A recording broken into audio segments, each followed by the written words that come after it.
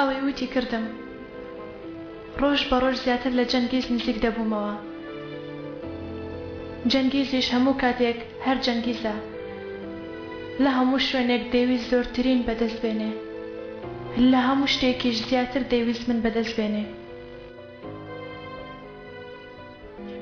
کچێ من بەبێت تۆ 5 دقە ناتوانم بژمایشان. تۆ بۆ دەکەی جەنگیز؟ بەڕای تۆ بۆ دەکەم شێر بمە بۆت. جەنگیز بۆستە؟ تۆ وەستە.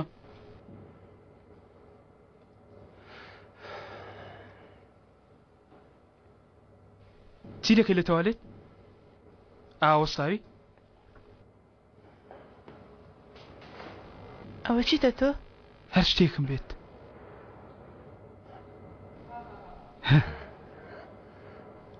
داڵغت بەم نەوە لێدەوە؟ بە تۆ؟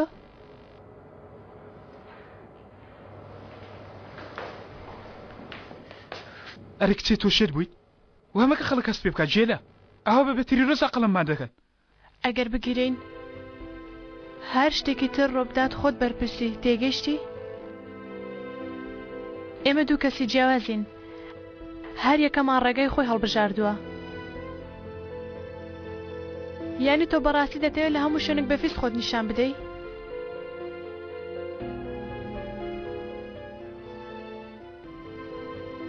چی لە عومەر دەکەی؟ هیچ شتێک. وەکو پیلانمان بۆ داناوە کارەکە دەکەین و یەکسەر لەم ناوە دوور دەکەوینەوە، هەر کەس بۆ ڕێگەی خۆی.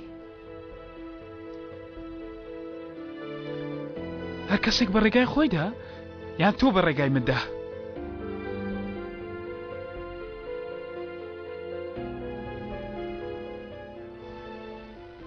چی دەڵێ؟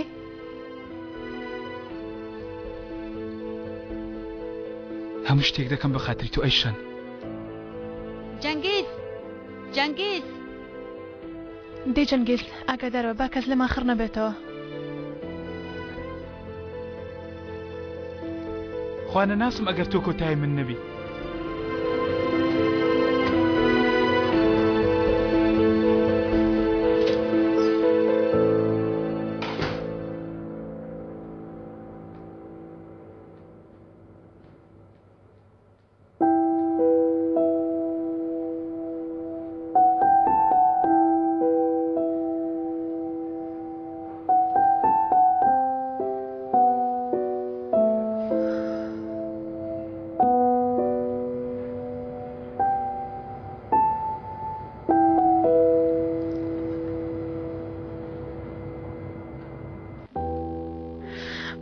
عمر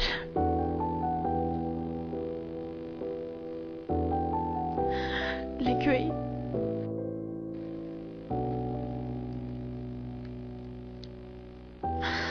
لەکوێی؟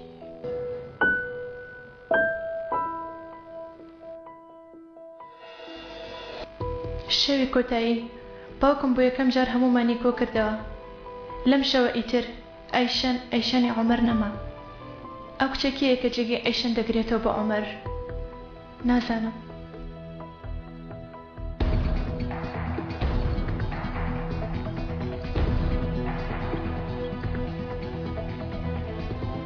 باوەڕ ناکەن گەر بڵێم ئەو هاوڕێیانەی کە بۆ چەندین ساڵ بەیەکەوە بوونە خیانەت لە هاوڕەکەیان دەکەن، بەڵام بڕواکەن دەیکەن. ڕۆژگار بۆ بە ڕۆژگاری پارە بەدەستێنان و ڕۆژگار وای لێ هاتووە بە چاوتروکانێک خۆت پڕی پارە دەکەیت. ڕۆژگارەکە وای لێ هاتووە ئەو کەسێک کە بۆ جارێکیش بێ ئەو هەڵت نەدەکرد ئێستا هەر ناشی نەسی و حسابیشی بۆ ناکەیت. شتێک پێ بڵێم گەنجی خێنگەرم، گەنجایەتی تو بەی من دەچێت. من پیر بوومەیدی ئێشەم پێویستی بە کەسێکی وەک تۆیە چاوی لێبێ، کەسێکی چاو کراوە. بۆ دوێنێ هەموو شتێکت باس نەکرد؟ بۆ خۆت پەلە بووی ڕۆیشتی لەبەرەوەی پاسەوانەکە من دەناسێ بۆیە دەرگا دەکاتەوە. ڕێک گاوایە دوایی پاسەوانەکە من ناناسێتەوە؟ ڕاست دەڵێ چارێکیش بۆەوە دەدۆزینەوە. ئەمە تەنها یەک چارەی هەیە.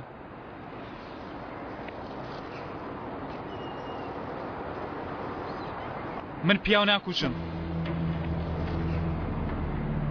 بەڵام عەلی دەیگوژێ ئەمە کاری خۆیەتی، گەر ڕازی بکەی دەیکا بۆیە عەلیمان لەگەڵ خۆمان داوە. بەسەر عومەری دادێنین دواتر دەکەوێتە ژووری هەتا عومەر دەبێتە چیرۆک. ئەم پلانە بۆ ئێمە وانە؟ لەوە باشتر کور ئەوە دەڵێ چی؟ من دوو ڕۆژە تۆ دەناسم. من و عومەر وەکو ئاڵقە پێکەوەین. ئەوها بەیەکەوە بەسراین ئەوها. هاتووی دەڵێ پیا بکوژە بەسەر عومەری دابێنن. کوڕێم با پێت بڵێم مێشکت چەند کراوەیە. وا دانی عومەر 3-4 ساڵ سۆ ژوورێ دوایە بەردرا. هاتە بەردەرگەتان. دەرگاکەش ئەیشەن کردیەوە. لەگەڵ تۆ دەمێنێتەوە یا دەگەڵ عومەر دەڕوە؟ لەگەڵ من دەبێ. دڵنیایی؟